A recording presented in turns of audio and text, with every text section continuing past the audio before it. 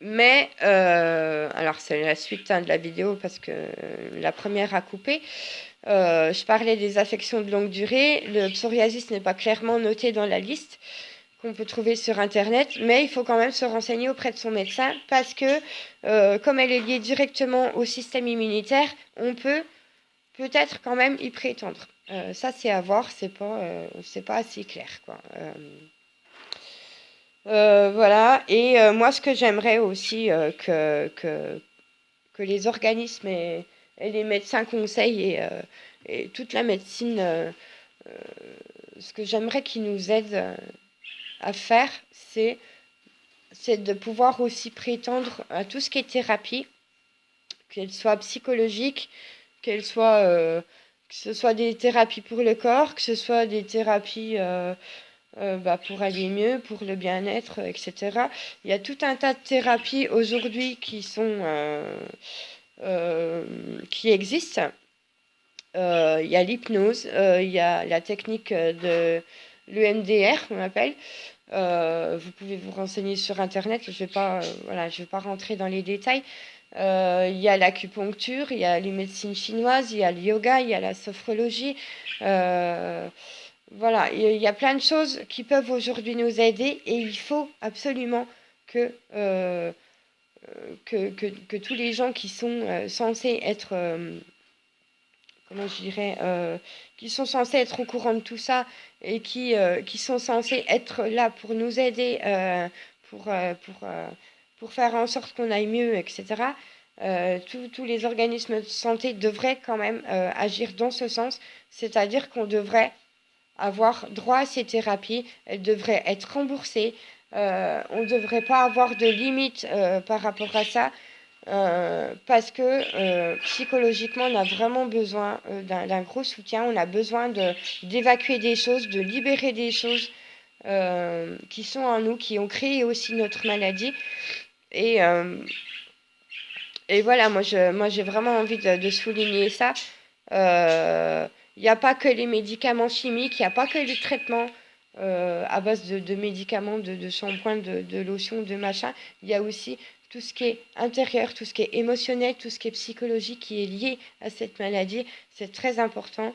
Et pour se sentir mieux dans sa peau, dans sa tête, dans son corps, il faut aussi qu'on puisse évacuer tout ce qu'on a vécu de négatif dans notre vie. Et il y a beaucoup de gens qui ont vraiment besoin d'aide pour ça. Donc voilà, clairement, en résumé, cette maladie n'est pas guérissable. On peut en atténuer les effets, on peut apprendre à se sentir mieux en travaillant sur soi, en se faisant aider pour travailler sur soi, émotionnellement parlant, psychologiquement parlant. On peut faire des exercices de bien-être, mais ben voilà, moi, toutes ces thérapies, je trouve qu'elles coûtent très cher. Je trouve que, étant donné que notre maladie, on l'a pas méritée, on n'a pas demandé à l'avoir et à la vivre, et surtout jusqu'à la fin de notre vie, euh, on devrait même pas avoir à payer tout ça, quoi. Je trouve ça, je trouve ça, je sais pas, je trouve ça presque. Enfin, moi, ça me désole qu'on nous force à dépenser des sous qu'on est malade et qu'on n'y peut rien. Euh, je trouve ça aberrant qu'on nous demande des sommes astronomiques pour avoir droit à des thérapies, pour faire des thérapies. Quand je vois ce que ça coûte, moi, franchement, ça m'écoeure, quoi. Ça me met en rage, ça me met en colère. J'ai envie de taper du poing sur la table, quoi. Euh, voilà, je trouve que on est déjà assez contrarié comme ça, on a déjà assez une pénibilité à vivre. Il y a beaucoup de gens qui peuvent quasiment plus exercer de profession à cause de cette maladie parce que c'est une maladie qui est vraiment liée au stress, à l'angoisse, à tout ça. Et dès qu'il y a une petite dose de tout ça, bah ça y est, c'est parti, quoi. Ça démange, ça fait mal, c'est douloureux. Psychologiquement, ça a un impact, émotionnellement, ça a un impact. Voilà. Donc pour moi, il faut vraiment prendre cette maladie en considération, comme toutes les maladies qui sont génétiques. héréditaires, auto-immunes, même les maladies rares, parce que les maladies rares, c'est encore pire. Euh, c'est des maladies qui ne sont pas forcément diagnostiquées. Il y a plein de gens qui n'ont pas de diagnostic aujourd'hui. Il y a plein de gens qui n'ont pas de traitement parce que on ne connaît pas assez leur maladie, ou il n'y a pas assez de patients qui l'ont. Euh, voilà, les maladies chroniques, toutes ces maladies-là sont très importantes. Il faut en parler, il faut s'informer, il faut qu'on soit aidé par les organismes et par les médecins. Moi aujourd'hui, je souhaite qu'une chose, c'est qu'un médecin vienne me voir et qu'il me dise, tu peux me faire confiance, je vais être là pour te conseiller, je vais être là pour t'aider, je vais être là pour t'informer, je vais être là pour te dire des choses. Moi, en 33 ans, j'ai rien vu de tout ça, quoi. Donc, faut aussi que les organismes et la médecine comprennent que parfois, on peut en avoir ras-le-bol, quoi, et qu'on n'ait plus envie à cause du manque d'information, du manque de communication, de, d'avoir affaire à eux et quelque part un peu de baisser les bras parce que tous les traitements qu'on a eu avant, ça a eu aucun effet positif. Donc voilà, moi j'espère que cette vidéo déjà poussera d'autres patients à en faire, à s'exprimer.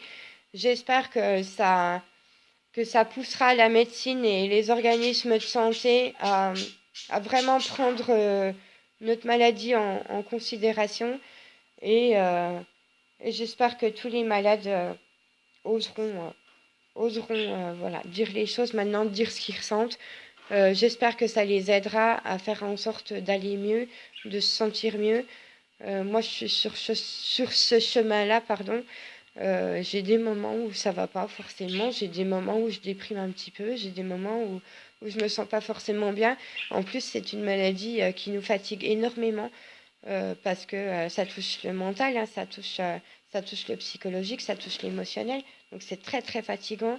Euh, Moi, aujourd'hui, je peux même plus tenir 4 heures debout en étant très active parce que je suis très très vite fatiguée. Donc, je vois pas comment je pourrais avoir une vie professionnelle euh, à faire mes 8 heures par jour, mes 45 heures par semaine. Voilà, clairement, aujourd'hui, j'y arriverai pas, quoi. Parce que cette maladie, elle me prend tout mon corps, toute ma tête, tout mon cœur, toutes les parties de mon corps. Et voilà, elle est épuisante, quoi, clairement. C'est une maladie qui peut être invisible aux yeux des autres, mais en tout cas qui ne l'est pas pour nous et qui est vraiment très très dur à vivre au quotidien.